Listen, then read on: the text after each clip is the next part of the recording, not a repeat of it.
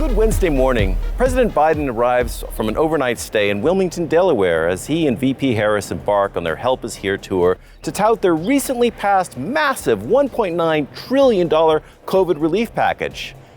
President Biden believes that 10 years ago, former President Obama didn't adequately sell the good results of the Affordable Care Act and let Republicans run away with their narrative that negatively impacted his presidency.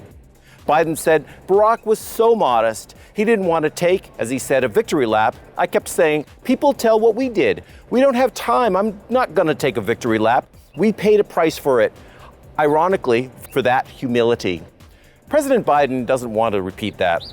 So he and VP Harris are hitting the road or Air Force One and Two in this case, to visit communities throughout the United States.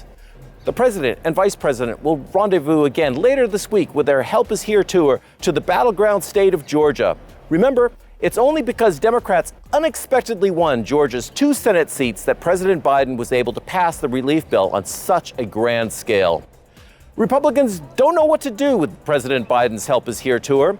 Some are carping that Biden doesn't take many questions from the press. But the bill has a 70% approval rating among the electorate, including a majority of Republicans.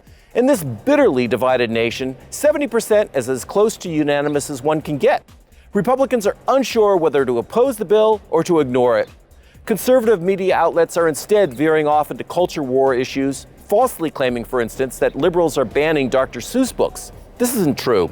The estate of Theodore Geisel pulled 6 books from publication, and it had nothing to do with liberals or the media.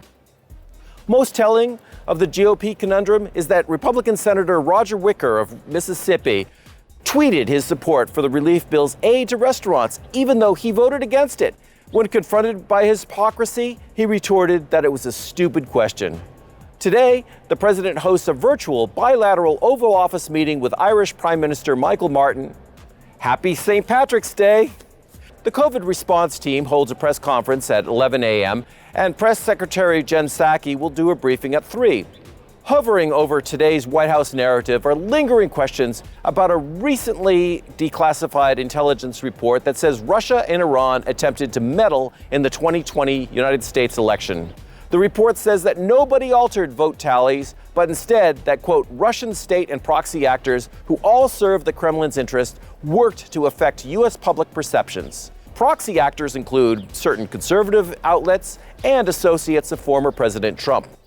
The lesson here is that foreign interference in our elections appears to be the new norm. But President Biden told ABC's George Stephanopoulos that Putin will pay a price for his meddling in the 2020 U.S. elections.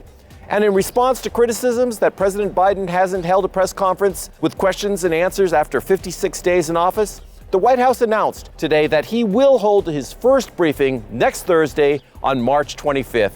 From the White House, this is Doug Christian for Real Political News, and join me and my co-host, John Christopher Bua, for our Real Political News podcast. Happy St. Patrick's Day, everybody.